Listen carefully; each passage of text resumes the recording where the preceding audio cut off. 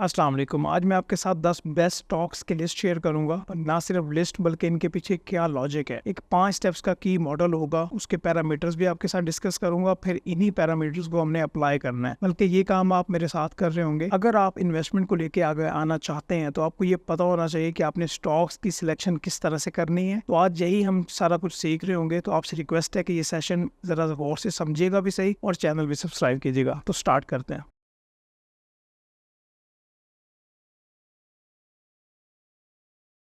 Top 10 stock select करते हुए हम 5 स्टेप मॉडल यूज़ करेंगे और सबसे पहले हम यही देखेंगे कि इस मॉडल के क्या की पैरामीटर्स हैं। हम इनको अंडरस्टैंड करेंगे और स्टॉक सिलेक्ट करते हुए हमने इन्हीं को प्रैक्टिकली यूज़ करना है, बल्कि ये काम आप मेरे साथ कर रहे होंगे। सबसे पहले नंबर पे हम यही देखेंगे कि कंपनी ने अभी तक पास्ट में आपको कितना अच्छा पे किया है। क्वार्टरली डिविडेंड्स किस तरह से रहे हैं, बोनस शेयर्स दिए हैं या नहीं दिए, और कैपिटल ग्रोथ की मद में आपको कितना बेनिफिट हुआ है।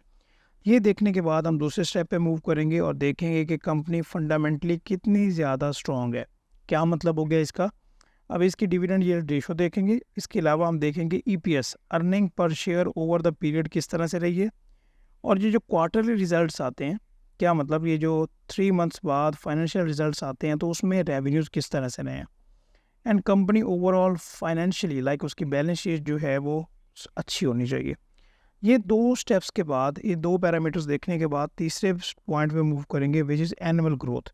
अच्छा, इसमें हम देख रहे होते हैं कि कंपनी ने आपको एनुअली कितना ग्रोथ दिया है, ठीक है? कितना ज़्यादा बेनिफिट दिया है। ये CAGR का मतलब होता है जी, कंपाउंडेड एनुअल ग्रोथ रेट।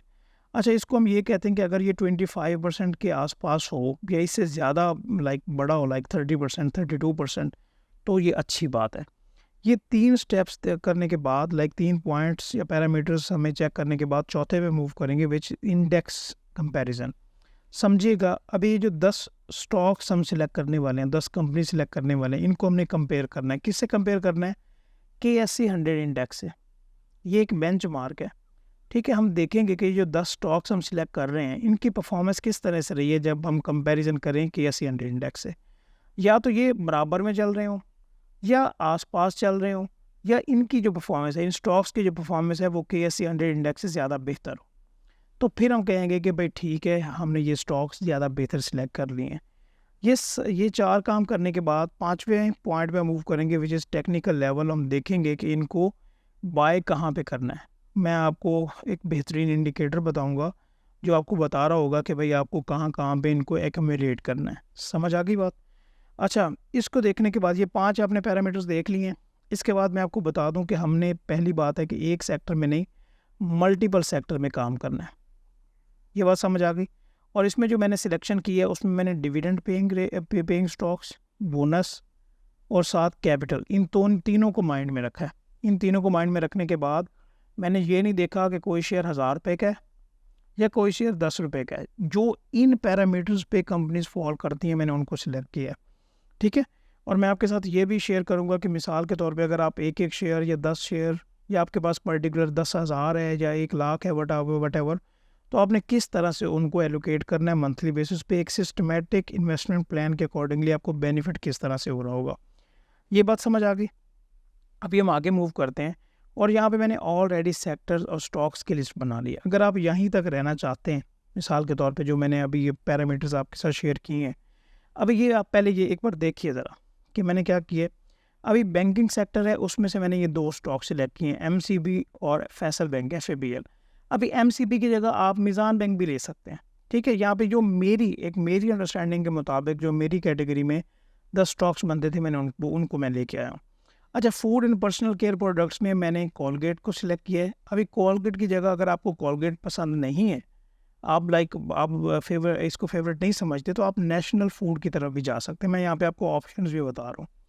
फिर टेक्नोलॉजी सेक्टर की बात करें तो मैंने यहाँ पे एवेंसियन को लिया है।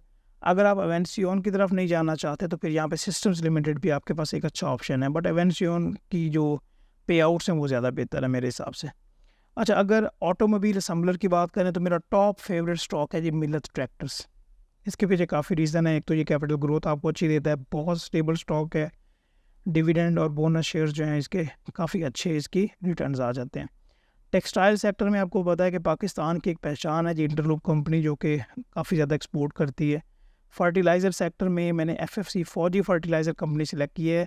बस मैं आपको यहाँ से गुजरते हुए एक बात बताना चाहता हूँ। आप यहाँ पे ये कहेंगे कि यहाँ पे मैंने एंग्रो को क्यों नहीं सिलेक्ट किया, ठीक है, इफर्ट को क्यों नहीं सिलेक्ट किया। उसकी रीज़न ये है कि गैस प्राइसेस को लेके एक प्राइस डिस्पैरिटी होती है। आप कहेंगे कि इसके ऊपर मैं डिटेल से एक वीडियो रिकॉर्ड कर दूंगा कि इनको गैस बहुत सस्ते मिलती है, ठीक है। इस वजह से जो इनके डिविडेंड्स हैं, इनकी जो प्रॉफिटेबिलिटी है वो काफ़ी ज़्यादा बेहतर है। समझ आ गई बात। अगर एफिशिएंसी की बात करें तो वो एंग्रो की अच्छी है, बट एफएफसी ओवरऑल अगर इसके जो फंडामेंटली देखें गैस की प्राइसेस की वजह से ये आगे ज़्यादा बेहतर है, ठीक है। अगर सीमेंट सेक्टर में लकी सीमेंट को मैंने सिलेक्ट किया। अगर आप लकी की तरफ नहीं जाना चाहते तो इसमें आपके पास मैपल लीफ और साथ पायोनियर सीमेंट, ये दो सीमेंट्स के भी आपके पास ऑप्शंस हैं। Oil and gas exploration sector में मारी पेट्रोलियम, और मैं आपसे रिक्वेस्ट करूँगा कि आप इस कंपनी का चाहे एक एक शेयर भी परचेज़ करते रहें तो ज़रूर करें। ये बहुत अच्छी कंपनी है, ना तो इसको सर्कुलर डेट्स के कोई इशूज़ हैं, बहुत ज़्यादा फंडामेंटली स्ट्रॉन्ग है। और आगे जी है जी हब पावर, ये एक अच्छी कंपनी है जी, ठीक है। तो हब पावर के अगर पे आउट्स की बात करें तो ये अच्छी बन जाती है। अभी जो मैंने आपको पैरामीटर्स बताए थे मैं वन बाई वन अभी आपके साथ शेयर करता हूँ। पहले मैं आपको एमसीबी पे वो लगा के दिखाता हूँ कि जो मैंने आपको बताया है, ऐसे नहीं कि मैंने हवा में बात कर दी, उसके पीछे प्रॉपर एक लॉजिक है, ठीक है। सबसे पहला पैरामीटर हमारा क्या है जी, हमने ये देखना है कि कंपनी की जो पे आउट्स हैं वो डिविडेंड्स, बोनस या कैपिटल ग्रोथ वो किस तरह से है, ठीक है। तो हम वो देख लेते हैं। उसके लिए मैं जाता हूँ जी पाकिस्तान स्टॉक एक्सचेंज के डेटा पोर्टल पे। अगर यहाँ पे आएँ तो ओवरऑल कंपनी की आप मार्केट कैप देखें, मार्केट कैपिटलाइजेशन तो बहुत अच्छी है 271। इसके बाद डायरेक्टली हम आएंगे जी इसकी पे आउट जगह पे। यहाँ पे आप देख लें जी हर क्वार्टर में, फर्स्ट क्वार्टर ये यहाँ देखिए, ये half year, third quarter, half year, ये मतलब कि आपको रेगुलर बेसिस पे हर क्वार्टर में आपको ये डिविडेंड दे रही है। देखिए 9 रुपये 8 7 6 मतलब कि अगर आप इसका स्टॉक लेते हैं तो कुछ टाइम में आपके ये डिविडेंड की मद में आपके ये पैसे पूरे कर देता है। लाइक इसकी जो डिविडेंड पेइंग रेशियो है वो काफ़ी ज़्यादा स्ट्रॉन्ग है और रेगुलर बेसिस पे हर क्वार्टर में आपको डिविडेंड मिलते हैं, ठीक है। इसको हम आगे जाके भी देखेंगे।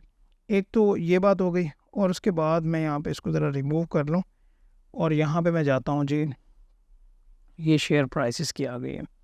अच्छा, फंडामेंटली स्ट्रॉन्ग कंपनी भी हमने देखनी थी तो वो भी हम यहीं पे देख लें कि अगर इसके हम ओवरऑल रेवेन्यूज़ की बात करें तो यहाँ पे ये देखिएगा, सिर्फ आपने यहाँ पे ये एनालाइज़ करना है कि 2020 से 136, आगे 2021 में 123, 2022 में 200, 2023 में 328, और अगर यहाँ पे आप इसको क्वार्टरली करेंगे तो काफ़ी अच्छे इनके जो रिज़ल्ट्स आ रहे हैं। अभी जो इनका आएगा, ये जो क्लोजिंग पीरियड आ रहा है तो इसमें देखिएगा कितने अच्छे रिटर्न्स आएंगे और इनके जो शेयर होल्डर्स हैं उनको भी काफ़ी ज़्यादा बेनिफिट होगा। यहाँ से हमने ये देख लिया कि रेवेन्यूज़, डिविडेंड और ये कंपनी जो है फाइनेंशियली काफ़ी ज़्यादा स्ट्रॉन्ग है, ठीक है। अभी हम आगे बढ़ते हैं और ये कैलकुलेटर है, इसको कहते हैं जी हम ROI, return on investment calculator. अच्छा, इसमें मैंने MCV सिलेक्ट किया। अगर 2022 में 1 जनवरी को रेट निकालें, अगर आप इधर से ही अगर आप इसको देख लें, लाइक 2022 को हम देख लेते हैं कि या 1 जनवरी पे क्या रेट था, ये 154 के करीब रेट है, ठीक है। तो यहाँ पे मैंने ये क्या करना है, आपने सिंपल आपने करना ये है कि sarmaya.com पे आना है, स्टॉक्स में आना है और वहाँ यहाँ पे आपको ये ROI कैलकुलेटर मिल जाता है। यहाँ से आपको अंदाज़ा हो जाता है कि अगर आपने 2022 में 100 शेयर्स लिए होते, 154 उस टाइम जो प्राइस थी, और इसको आपने कैलकुलेट, अगर आप कैलकुलेट बटन पे क्लिक करते हैं तो यहाँ पे नीचे आएँ, आपकी जो टोटल इन्वेस्टमेंट थी वो 15,400 थी और अभी तक आपको कितना है, 29,400 का आपको बेनिफिट हो गया होता। मतलब ओवरऑल आपकी 15,400 वाली जो इन्वेस्टमेंट है वो 30,000 के करीब होती। और एनुअल ग्रोथ रेट कितना है जी, 38.17%। यहीं से आपको एनुअल ग्रोथ रेट भी मिल जाएगा, आपको ये अंदाज़ा हो जाएगा कि पास में कितने अच्छे रिटर्न्स आ गए। सही हो गया। अच्छा, जो इम्पोर्टेंट बात थी, आगे हम देखेंगे कि लाइक इसमें इंडेक्स को बीट किया या नहीं किया। अच्छा, जब भी आप sarmaya.com पे आएंगे ना तो यहाँ पे आपने सर्च के ऑप्शन पे जाना है। सर्च के ऑप्शन पे यहाँ पे आप स्टॉक सिलेक्ट करेंगे। यहाँ पे मैं लिखता हूँ MCB, ये मैंने स्टॉक को इसके बाद सिलेक्ट कर लिया, ठीक है। और इसके बाद यहाँ पे ये हमारे पास 1 मिनट की प्राइस चार्ट आ रहा है, ये देखिएगा ज़रा गौर से, ये आपने ज़रा गौर करना है। पहले प्राइस आ रहा है, वॉल्यूम, इंडेक्स वर्सेस कंपनी, ये हमारा इंपॉर्टेंट है, और सेव सिप का मतलब क्या है जी? Systematic investment plan. अगर आप इसमें रेगुलर बेसिस पे इन्वेस्टमेंट करते रहते तो आपको किस तरह से बेनिफिट होता। ठीक है, तो सबसे पहले तो कम से कम लाइक 1 साल का मैं चार्ट निकालता हूँ। ठीक है, और फिर आप 5 साल का चार्ट निकालें। ओवरऑल लोग ज़्यादा भी निकालना चाहे तो आपकी अपनी चॉइस है, निकाल सकते हैं। सबसे पहले इंडेक्स वर्सेस कंपनी में पे मैं क्लिक करूँगा कि हमें पता चले कि इंडेक्स को लेके KSE 100 इंडेक्स को लेके इस कंपनी ने कितना अच्छा परफॉर्म किया। ये थोड़ा सा टाइम ले रहा है।